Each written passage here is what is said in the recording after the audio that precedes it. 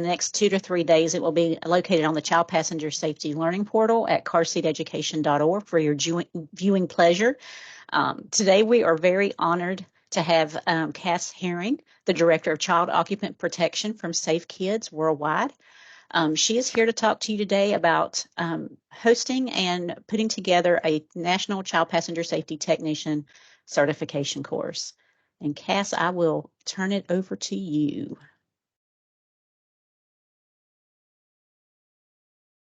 Awesome. Thank you guys. Can you? Yes, we can hear you. Okay. Do you see my screen yet? I got a little bit of lag on my side. We have you now. Okay, awesome. As Claudia said, I'm the Director of Child Occupant Protection at Safe Kids Worldwide, and oversee other road safety programs. But I'm happy to be here with you today to talk through a few things about course administration. I'm going to go through a few slides, but please feel free to stop me and ask questions as I'm going. I'm basically covering course administration, pre-course meetings, identifying students who needed a little bit of additional coaching and what our approach has been and what it might be, and looking at the benefits of controlled courses versus public courses and kind of how you guys approach that. You can have these slides if you want them after this, so no need to have to read everything. Some of the things that I put on the slides are also available on our Q&A section of the Safe Kids website. So one thing that I have learned from talking from different individuals is that not everyone is aware that you can have a course administrator that's not an instructor. And the benefits of having a course administrator for your course is to help you with some of that behind the scenes paperwork, approving people for your courses if it's a controlled course, kind of some of that communication back and forth. A course administrator is anyone. Anyone can apply to be a course administrator. They don't even have to be a technician. They just have to be able to help you kind of facilitate the registration of the course. And there is an application for the course administrator, and that is under the form section of the certification website. But they can do anything that the lead instructor can do except for finalize the course. The lead instructor is required to finalize the course, but they can also approve people for registration requests in a controlled course. They just don't get those emails.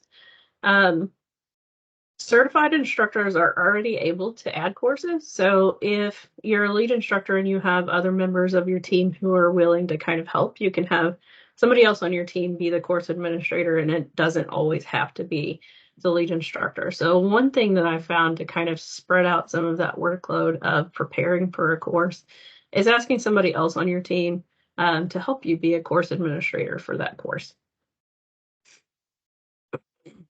Do any of you guys use a course administrator that's not the lead instructor?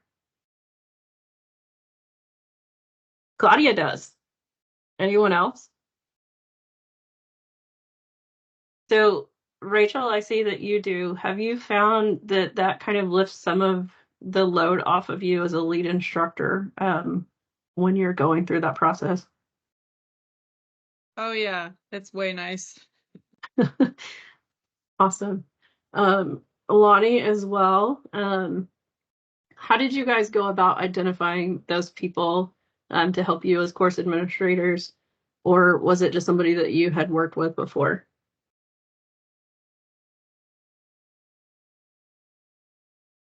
For me, it was a brand new instructor who wanted to gain experience not only teaching, but running the course. And I said, here is a wonderful opportunity for you. I can step you through it and kind of mentor at the same time. And just to echo the point, it was such a huge lift off of my shoulders by having them take on that role. I would highly recommend that for anybody that has the opportunity. I think that's a fantastic point, Lonnie. And so when I became an instructor and a lead instructor, it was very fast. Like, hey, Cash, you're going to be the course administrator. And it helped me learn policy. It helped me learn how things work on the back end. So that way, when people were trying to register for courses, I was able to help them a little bit better. So I appreciated that opportunity, and that's a great thing to do with a new instructor to kind of help continue to mentor them. So go ahead. So I think too, we also know that there's a big lift by the lead instructor. The lead instructor is ultimately responsible for every aspect of the course, including making sure the roster is accurate. The course profile includes all members of the teaching team, entering students' grades, calculating and entering instructor teaching hours. Lead instructors must attend the entire course. They also have to, at the end of the day, they're the ones that sign off on instructor candidates pass or fail. So they're working with a lot of things, but I think it's important for us to remember that everything is not just on the lead instructor. But if you're considering being a lead instructor, what are some things you feel like, what are some things you feel like a lead instructor should be aware of before signing up to do that?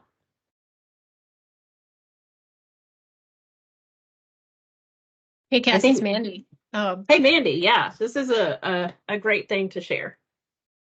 So I think that the amount of planning time, it's not something you can whip together. And even if you've done it a million times, I think that there's a new aspect with every course that you teach. Your students are different, your location is different. So really having enough time to plan it out, and then of course using that to create a really great instructor pre-meeting.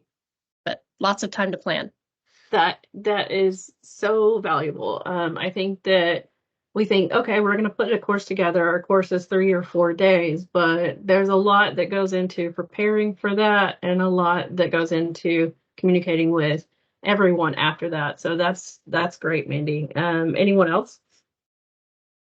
Cass, this is Sherry Hannon with Safe Kids Fayette County in Lexington, Kentucky. One of the things that I think is a responsibility for the lead instructor is to, listen and pay attention as the other instructors are doing their modules, just to make sure everything is explained well, to make sure that nothing is missed.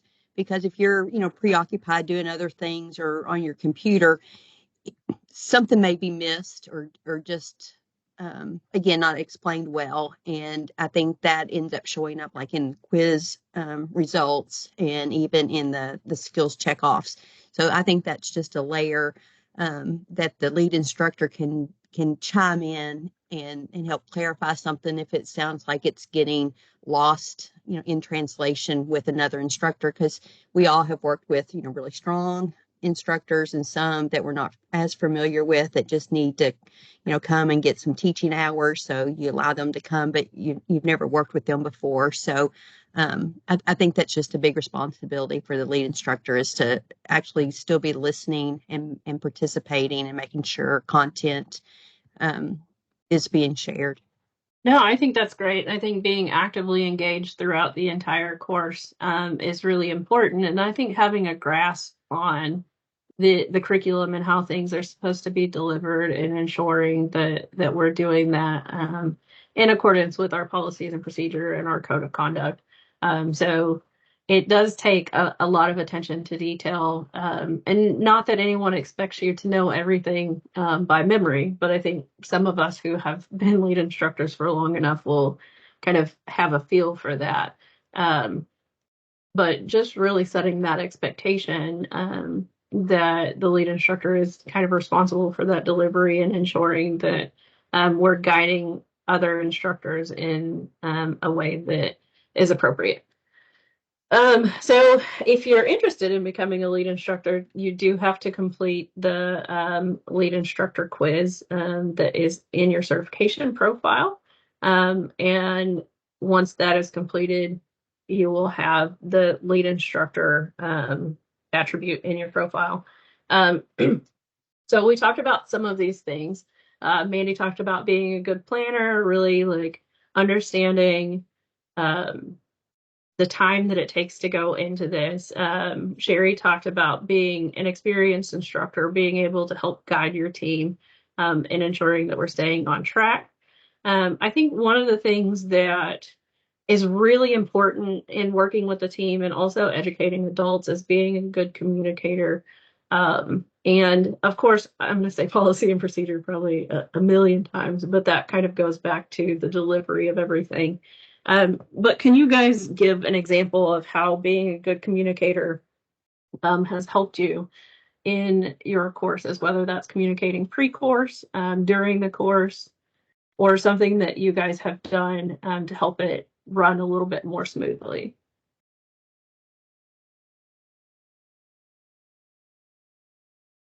One thing that I like to do is to have kind of check-ins throughout the day with my team after course has started. Of course, we do pre-course meetings and all of those things, but check in to see how our students are doing, to see how things are running, to talk about weather, to talk about all sorts of things. Claudia. You took the words out of my mouth, but I try to do a end of day meeting every afternoon after the in-person courses are done, and that helps us kind of not we can't see every student as one instructor, so it helps us to kind of talk to each other and say, hey, what are you noticing with the activities that we've done today? It helps us also on those skills evaluations to be able to figure out how we're going to organize who goes where for those skills evaluations to help us with time and to also help us make sure that every student has the time they need to finish and within the time that they're allowed, of course. So that's a huge one. And again, to echo what someone had said earlier, as a lead, you just got to stay on top of everything and make sure that you know and you're prepared for any accidents or anything that could happen that would put you behind. I think that's perfect. And I'm going to go off on you said, making sure that people are where they need to be for skills evaluation. And I think that, when you're working with a team that's in tune to how your students are doing, you can kind of pair them. If you're doing skills to, let's say, for example, the ones that kind of struggled with installations, maybe have them do installations first and then do inside after that, kind of split up your team like that. But being able to kind of identify those things and plan in the future does help cut down on time, and also transition in between different activities and events. So that is a great tip. So we're going to go to kind of logical order. So when you're the lead instructor in your pre-course meeting, you're coordinating all aspects of planning for a course. So we talked a lot about logistics in the questions when a lot of people logged on. So you're coordinating all aspects of a course. So location, date, time, posting agency expectations, your instructor team, your course registration, unless you have a course administrator, which is super helpful. You also are at the same time recruiting for your skills for evaluation, making sure that you're communicating with course participants, hosting agency, the coordinating the car seat check event, communicating with the instructor team, and then also setting aside time for a pre-course instructor team meeting. Do any of the lead instructors delegate some of these things, or is there a way that you have approached some of these things to help lessen the load of lead instructors? I can speak on that again. This is Claudia. In North Carolina, our state agency, our state Safe Kids North Carolina, typically set up most of the statewide classes, the state-funded classes. And they pick the location, they pick the date and time, and then they find the instructor team to put them together. Of course, their lead first. So that does help the lead instructor. It takes the location and the date and time off their back, of course. For pre-course communication, for the most part, the lead instructor is responsible for that based on the location and who's in the course kind of thing. But there is some correspondence straight from the state itself. Some of our more we do have little pockets within the state that do have their own courses that they set up themselves, and some of them have designated people to do certain things within the course as well. So that's just what we do here. Perfect. Terry, were you going to say something too? Yeah, I have a community resource here that also checks car seats, and they have a lot of families that are underserved, and they will help us get appointments to come for our clinic so we can give them car seats and check the car seats they have. That's perfect. So I know that that was a difficulty that a few people talked about whenever looking at planning for a course. So I have found that a lot of agencies like to do appointments so they can at least plan for enough appointments for the number of students that are in the class. And of course, we still have no-shows that way. Yeah. But have you found that it makes it a little bit easier to do skills with utilizing appointments like that? Right. We try to get appointments set up ahead of.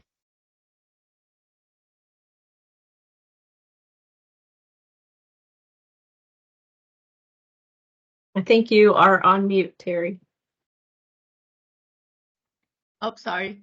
I just work with the number of students, and they work in pairs, so I try to line up enough appointments for 1 o'clock and 2 o'clock. Our clinic always goes 1 to 3. Perfect.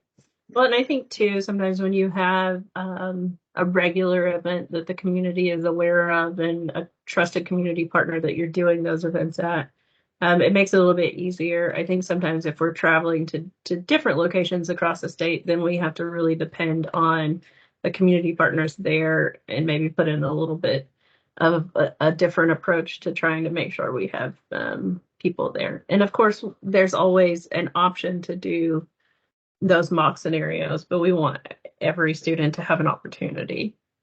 Cheryl. So we have learned to work with the community, but I work with a girl that does a diaper giveaway. And so what she does is she has them register for the diapers, and to get the diapers, you have to do a car seat check. The last event we had back in February, we had 22 car seats that we checked. They had all signed up well, most of them had signed up to come in. Maybe one or two saw what was going on and showed up. But diapers drives. I mean, I'll be honest with you, they will come for diapers. Hey, that's an amazing idea. I think the more that we can coordinate something where families already are, or there's a need that is being met at that location, that definitely is helpful. So let's go on to a few other things that is responsible for the lead instructor. We talked about approving registrations, payment, or redirecting to Safe Kids customer service if it's something that you're not able to help with. And CERT at safekids.org if you guys have any questions about payment or anything like that. If you're having difficulty with trying to figure that out, please send me an email for anything related to course registration if you have any questions. So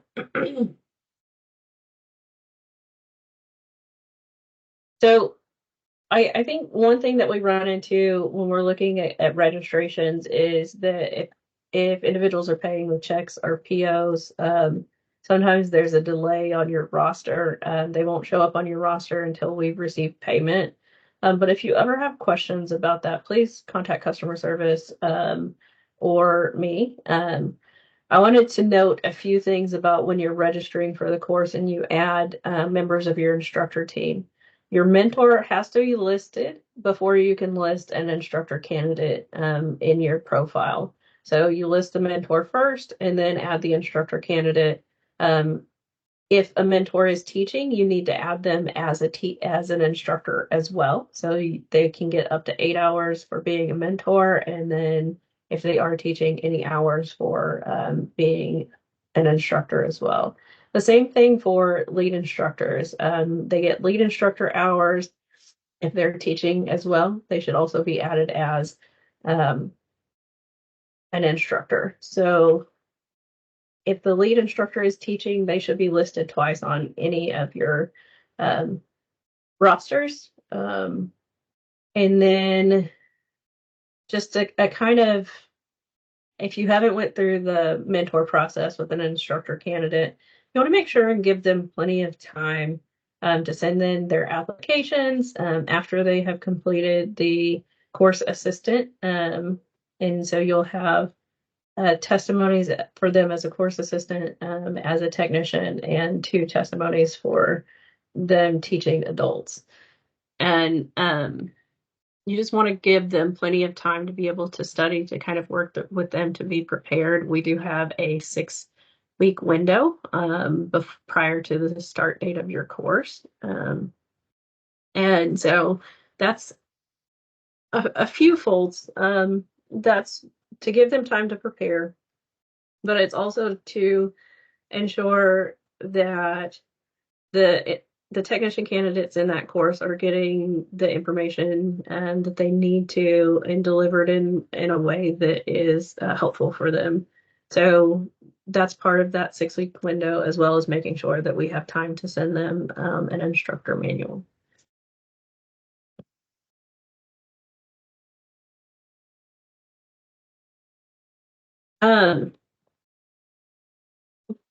We have the pre-course meeting that is a little bit later, kind of going into detail for that. But during the course, Sherry kind of touched on this a little bit. It's your responsibility to make sure that everything basically runs the way that it should. Monitoring the course to be sure all policies and procedures are followed, and then being present and attentive. Should a lead instructor discover that they cannot attend part of the course, you can designate a different lead instructor and update the course profile accordingly. So basically, if something happens, there is a portion of our policy and procedure that covers that. We just want to make sure that another lead instructor is present if someone does have to leave.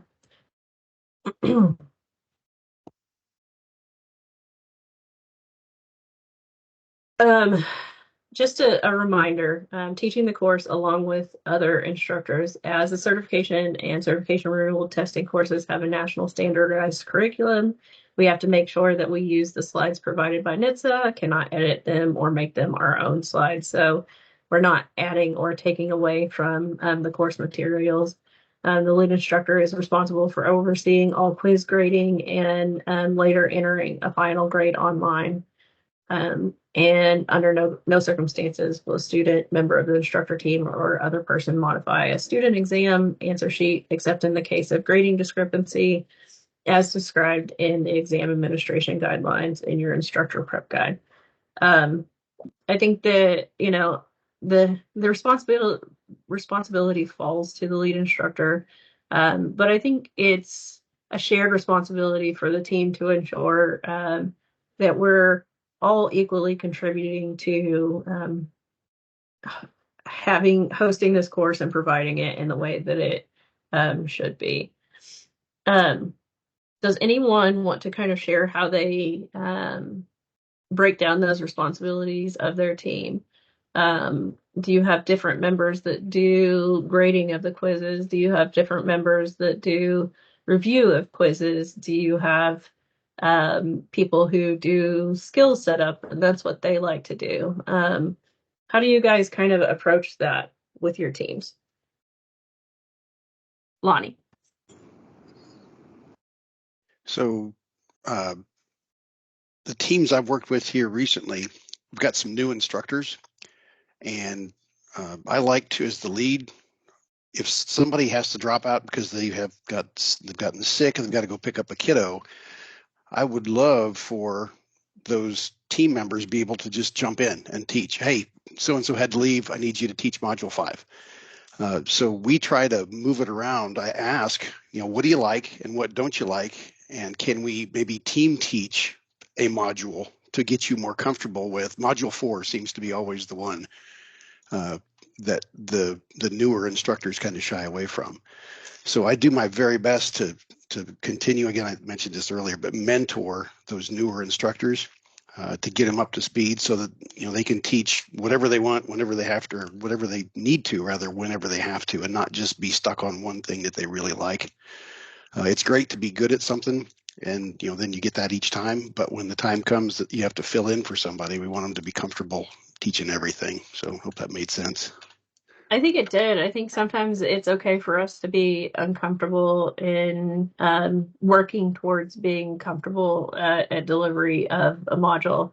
If you guys want to put in the chat which modules you like to teach and which ones that you're not as comfortable with teaching, I think that kind of will help us reflect too when working with new instructors, helping encourage them to step outside the box a little bit. And I think team teaching is a great way to help with the confidence of an instructor who may not be as familiar with the material or is still learning the material to, help them feel like they have a buddy to fall back on if they're not quite sure or they want to make sure that they're saying something the correct way. Did I have somebody else raise their hand too?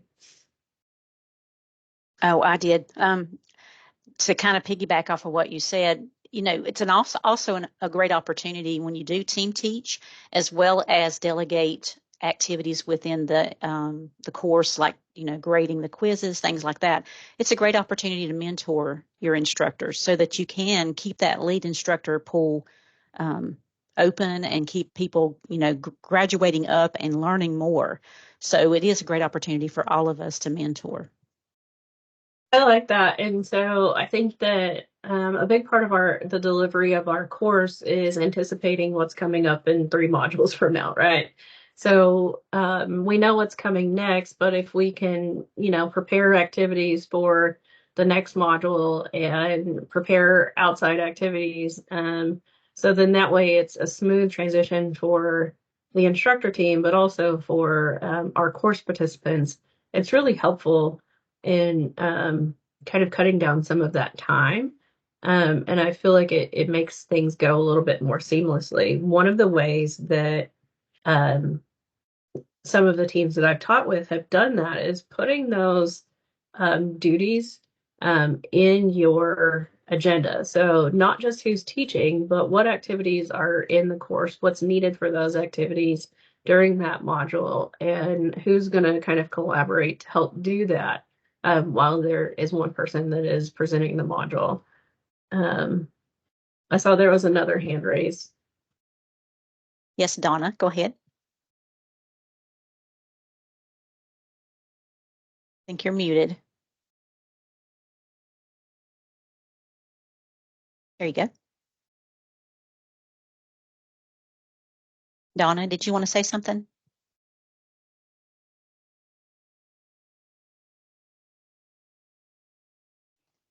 I was just going to say that when I do the agenda, I always put in the assignments for anything that's coming up, like skills, like who's going to set it up.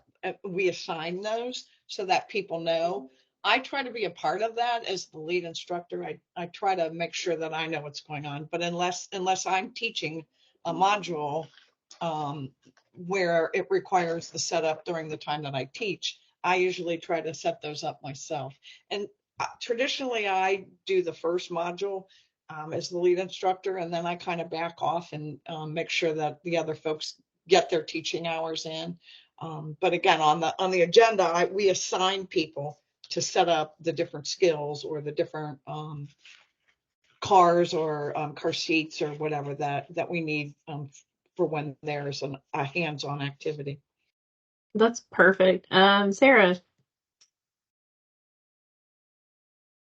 Hey, I just wanted to comment, and I think it was Claudia who talked about the, meeting at the end of each day. And that is a great opportunity as well when you get through talking about what happened today, going through the agenda for tomorrow and making sure that each instructor doesn't have any questions about what they're supposed to be doing. And make sure do you know everything you have to have ready?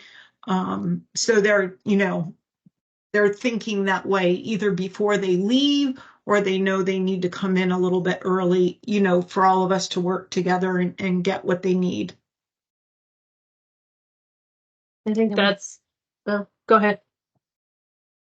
I think that's a great recommendation, Sarah. I think that we all always kind of have to look at today and what's coming up next, and have those conversations at the end of the day, but kind of going on during the day as well. Yeah, it's looking forward and backwards. Perfect. We have one Michael? more. Yeah. Hi. Hi. So in Louisiana, when we do the teaching assignments, we have the instructor that's teaching that module, and then we have what's called a backup for those cases of the emergency exits or phone calls or something like that. There is a backup instructor prepared to teach that module.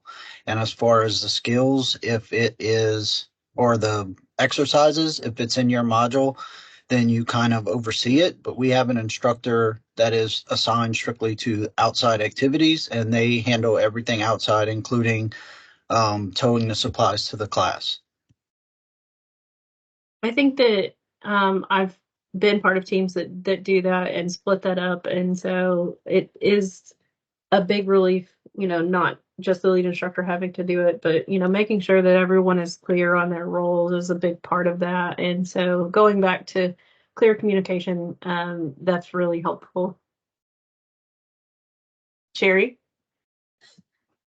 I think sometimes, if you've got a teaching team that you're, constantly, working with, you kind of get into your mojo and everybody kind of knows what their expectations are. But I think sometimes when you're working with folks that just do like, a class once a year or something, you really kind of have to prompt them to do certain things and help them connect the dots, if you will. Like when after you've, taught the module about, the latch plates and retractors, and then maybe go out into the parking lot and start looking at the cars so that people can actually visually kind of put all of that together. Somebody needs to be thinking about like what's in each car, which cars you want to use for your check off, or what seats you want to use when you're doing your installation, and start putting some of those things in mind so that you're preparing and having what you need in order to do each of the different like practices and skill sets and things like that. So I think just being able to get people kind of thinking ahead, what's coming up, pay attention so we know what cars we want to use, what seating positions, what car seats, in which car do we want to have them installed in.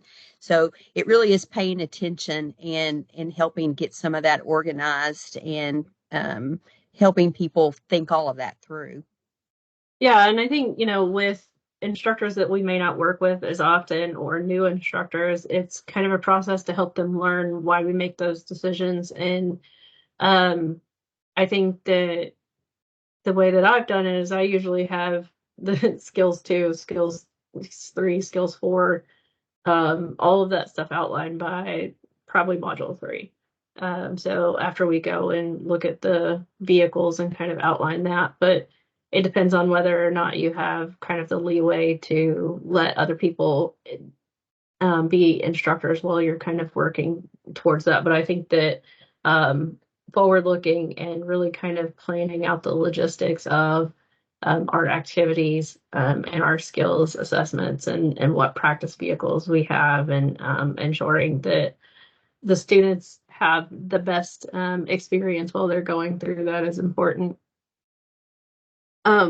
So just get back to just during the course a little bit, we do have a couple of slides about student accommodations. We all have a process where we kind of reach out before the course, but we know that sometimes students don't write us back and say that they have accommodations. The accommodations can be made on site at the discretion of the instructor team. And so I'm going to go through a couple of slides, but let's talk about how we kind of look at some of these things and how we address them. I think it's also important to monitor students' progress in the course and debrief daily, and make adjustments accordingly if students may need some accommodations. Should any student require assistance with the physical requirements of the course, the instructor team will accommodate the student by assigning an instructor to install seats, following the student's specific instructions in each step of the selection, direction, location, harnessing process. For any accommodations given, just make sure that you document that like we would document anything else. So when you guys have had students that approach you about accommodations, do they always come before the course, or have you had things that you've realized after the course or after the course starts?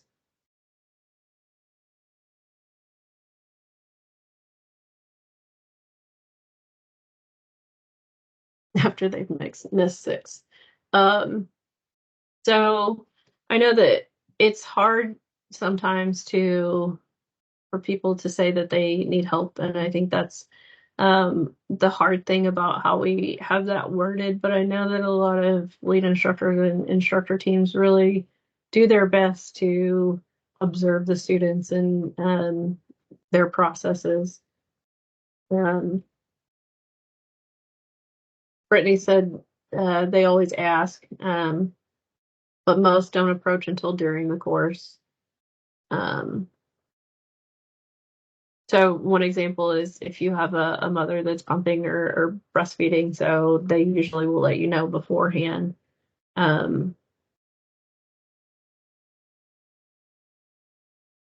Sarah says that she approaches people after quiz 1, so I think that's a good thing just to kind of do a check-in. Donna, you have something? Yeah, so before every quiz, I just say, because I don't want people to feel like they have to ask for an accommodation, I just say, there will be an instructor, and I say who that is. We're going to leave, one person will leave, and we will be outside for anybody who wants to have that accommodation of the quiz read to them. And we just make it no big deal, like we're going to be out there, so nobody has to ask. We'll just be there, and if you need it, come out. That's perfect. I think that, if you make it more of a norm thing, as opposed to singling someone out, it makes it a little bit easier. I've had instances where I knew someone had a diagnosed learning disability, but I wasn't going to say, here, we're doing this. The options were given. This person said, no, I'm okay, and didn't pass successfully the first time. They took the course again and were open to having the questions read to them at that point. And so I think we have to take different approaches depending on the makeup of our students.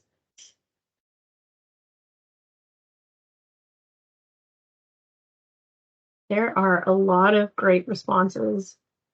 Donna, did you have something else?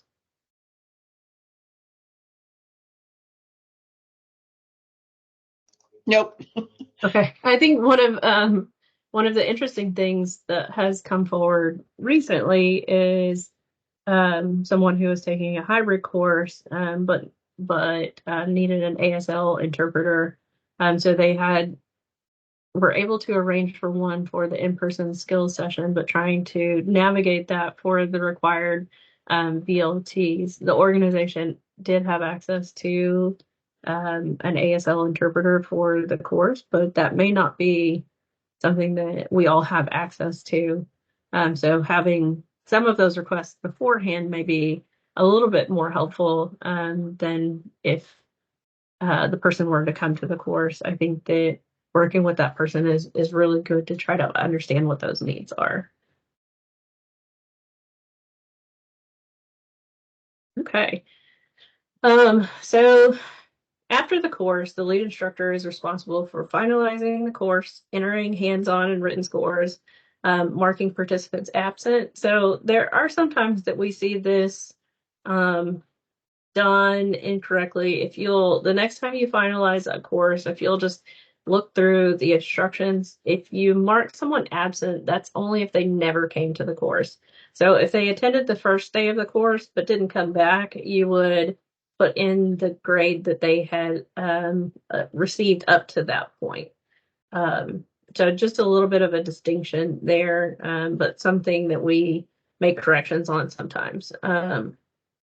You are the person that signs off on the instructor candidate pass-fail evaluations, and those are sent to the certification email, and then entering teaching hours.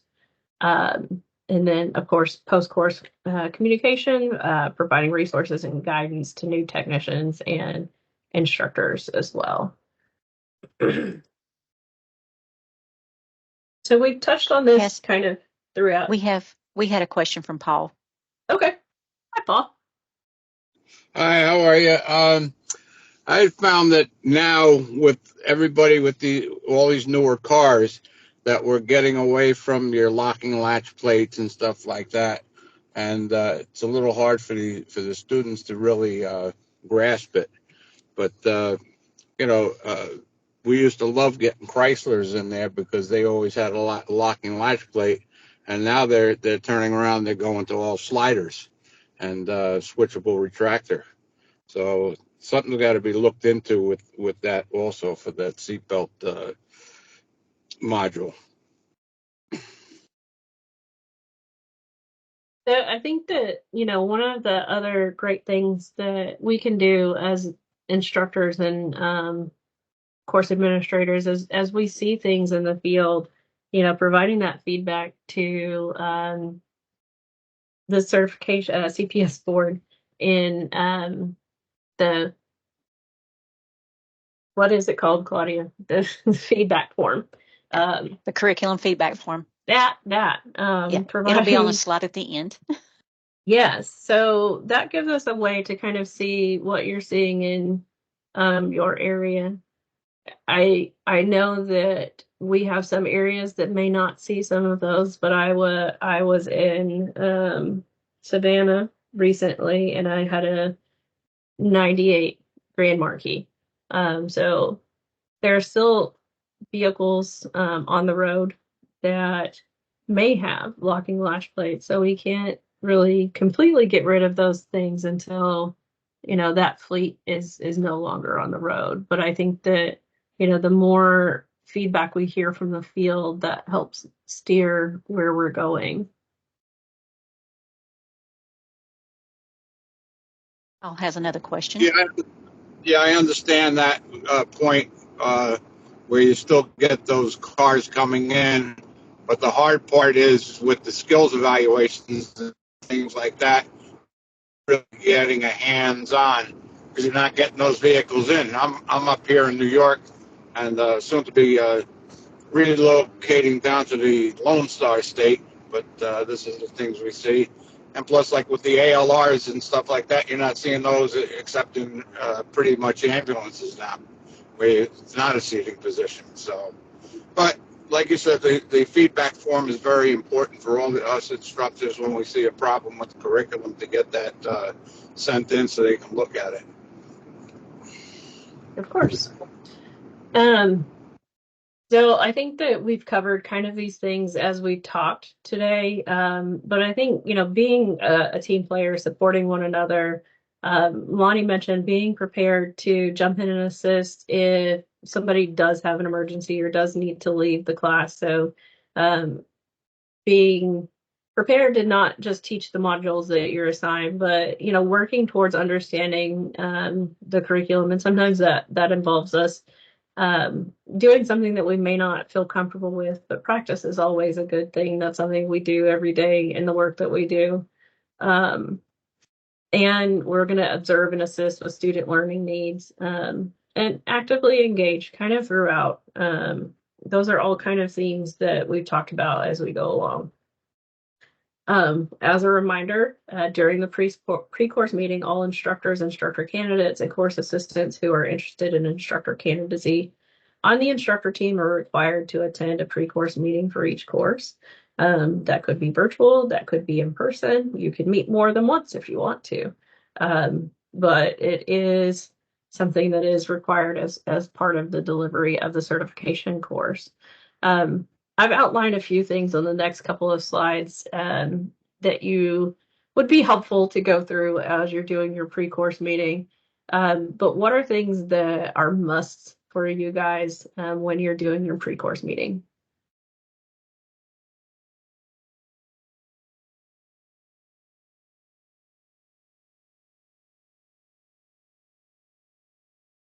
I think that one of the things that always comes up is what happens if we do have a student that is struggling and who doesn't pass? What is the approach? Who's having that conversation? And is that conversation always had by the lead instructor? I had someone that I worked with in the past who was the lead instructor a lot, but always would say, I make people cry, I'm too direct.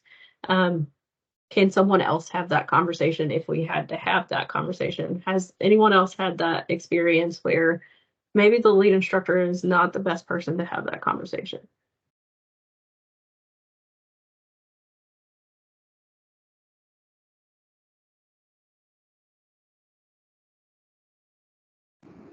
It depends on the person that's having that problem. The way that we handle it is that, we usually female to female, male to male, and stuff like that. And we get the calmest instructor we got to go have that conversation. I think that's good. And in another conversation I've had recently, the instructor team said they like to have two members of the instructor team have that conversation.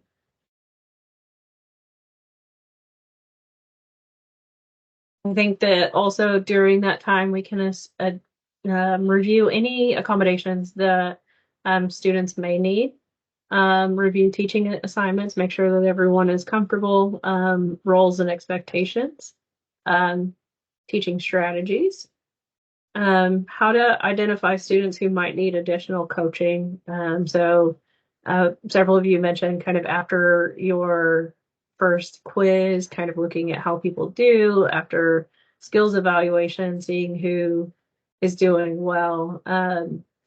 Also, I think one thing that I found is when you're walking around doing activities, ensuring that during learn, practice, explain, that people are participating and not just relying on their partner or maybe changing up who the partner is during that process. Review the roster so you can kind of talk about who is in the course, if what agencies and those types of things. If you have evaluations that will be used, maybe if you have nursing hours or if you have CLEAT approved through your state or something like that, just to kind of understand all the processes and all of the paperwork that are there. If there is an instructor candidate, making sure that you're aware of that, who the mentor is. And I think that it's our responsibility as fellow instructors to also provide guidance and mentorship to that instructor candidate, and then set up the room, prepare the materials, and making sure you do an AV check. I know that's kind of given, but you never know.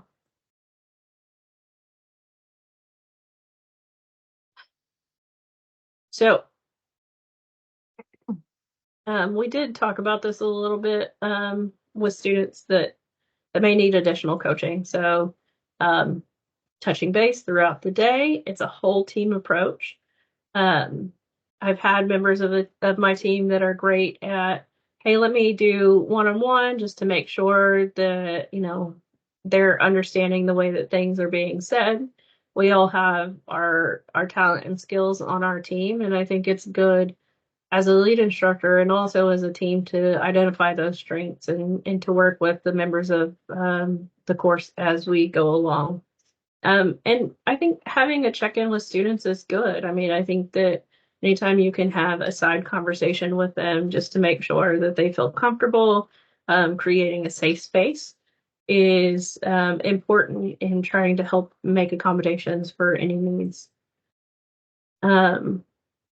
We want to make sure that students are participating in LPE, and if they feel hesitant, is that something due to how they're interpreting the learning, or is it something else. So just making sure that they're doing that. Reviewing quizzes with students to ensure that they understand if there were questions missed, what the correct answers are. And then making sure that your whole team is kind of aware if there's somebody struggling on quizzes or even skills. And work to pair your instructors and students with similar communication and learning styles. And I think that's, helpful for the whole team.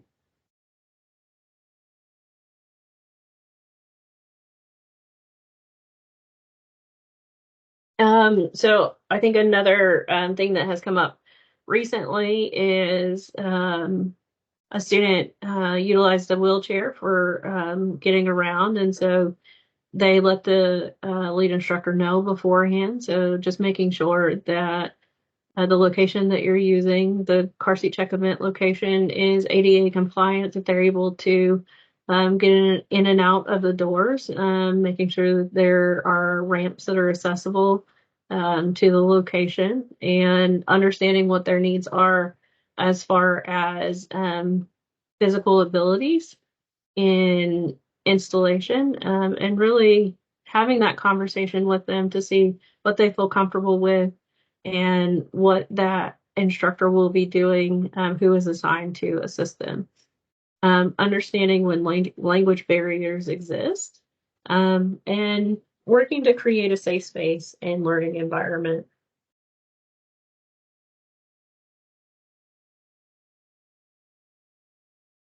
All right. So the last part is just kind of something that may be helpful for you if you need to ensure that certain people are in a course. Maybe you have an agency that wants to have all of their people trained. You would want to do that in a controlled course so you can approve who is in the course. A public course is available to anyone on a first come first serve basis. So as soon as they pay the registration fee, that seat in that class will be taken. Controlled courses, on the other hand, take a few more steps.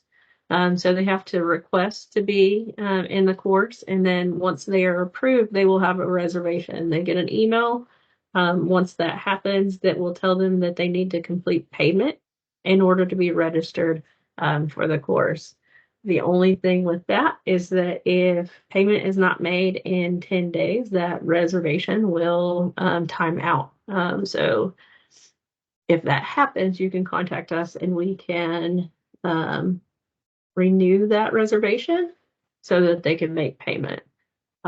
Students will not be registered in the course until payment is received, unless you use a PO or an e-voucher, and we've received that, we can do registrations those ways. As a lead instructor or a course administrator, to review those registration requests, you'll log into your certification page, click on Manage My Courses, select the course you'd like to view, and view registration requests, and then review the request and click Submit. So you can approve or deny those requests. I think one thing that we've had feedback from is that if you don't give a description whenever not approving a request, it is hard for the potential participant to kind of understand. So even a brief description of whether it's, the course is full or the course is for a certain agency, that's kind of helpful for individuals that are looking to become registered. Not a requirement, but just helpful for the person who is looking to become certified. And I went through this just kind of in the previous slide. So just kind of all of those little details about controlled courses. Also, if you find that you need an additional seat in a controlled course, but you have a pending reservation request, you will need to either approve or deny those before we can kind of do that on the back end and add a seat.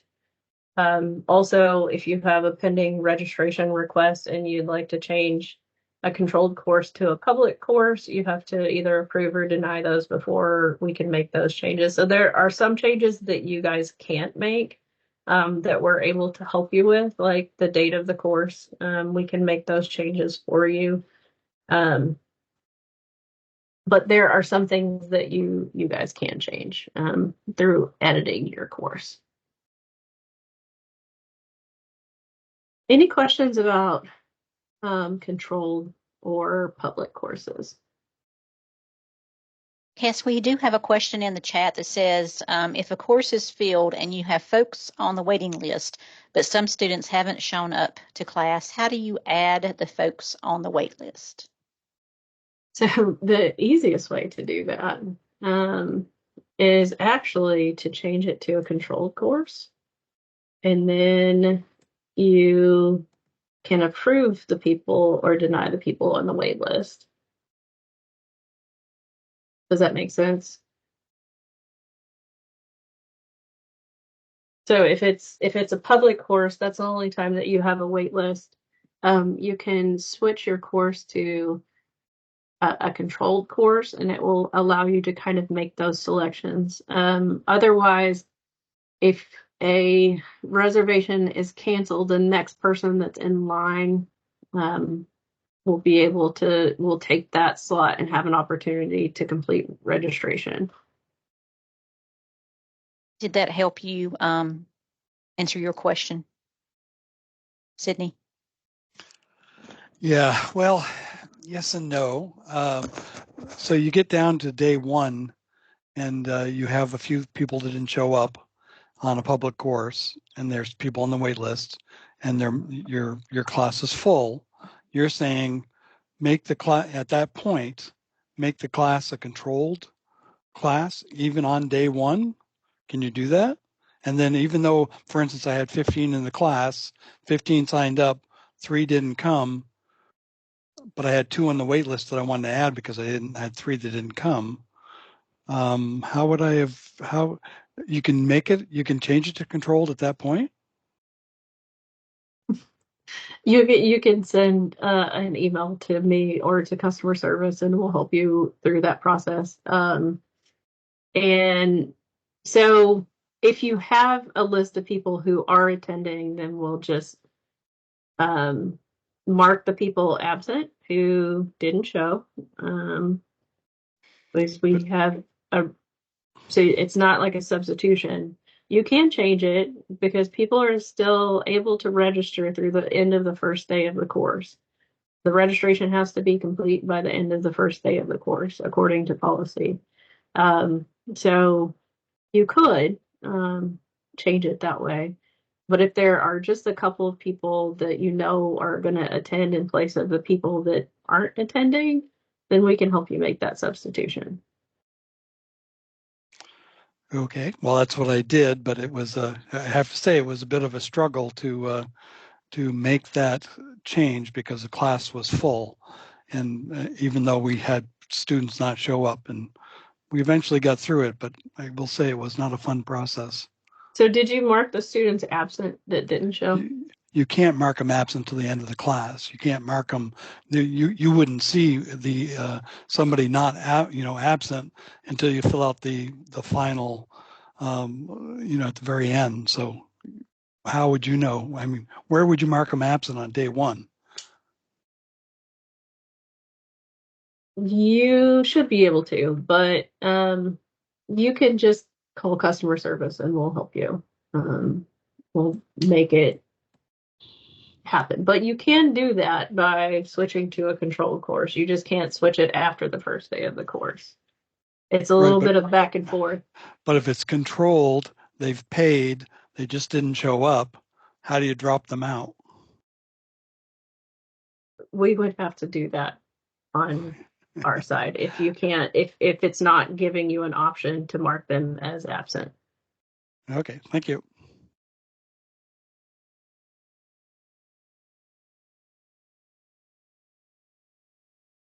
Are there any other questions? Because we actually are out of time. Perfect. And before we let you go, we just wanted to give you a few resource reminders. Don't forget the Child Passenger Safety Learning Portal at carseateducation.org will provide you with learning opportunities as well. And this recording will be posted on there in the next 2 days. And Safety Connection at carseateducation.org/safety-connection. You can go there and get resources for child passenger safety technicians, including sign-offs for your recertification. And also, if you have caregivers who need seat checks, they can always come there and schedule a seat check as well. The National Child Passenger Safety Board, which most of us know very well, you can take courses there, or register for webinars there, as well as find some of the resources that Cass has talked about today in our session. And of course, Safe Kids Certification's website. The QR code on your screen will take you to the curriculum feedback form that Cass mentioned, and you can provide feedback on some of the things that you mentioned today. We do vet those as soon as they're received and respond to them within 24 to 48 hours. And if it is something outside of the board, we do provide that to the appropriate agency as well. Thank you all for joining us today. We hope that you will join us for the next upcoming forums. We have one in May 13th. It's going to talk about the hybrid certification course and how to build capacity as a mentor within that course for your students. On June 10th, we're going to work with English second language technicians and help them and help you know how to be a mentor to those when language can be a barrier between you. And we'll have Liz Perez who will be speaking on that. Thank you again for everything you do, whether you are CPST or whether you are a coordinator within your community that coordinates classes for others. We appreciate all that you do. And thank you, Cass, for your time today. I know you were super, super busy, but we really appreciate you being here and providing this information today. Thank you, guys. Y'all have a great afternoon.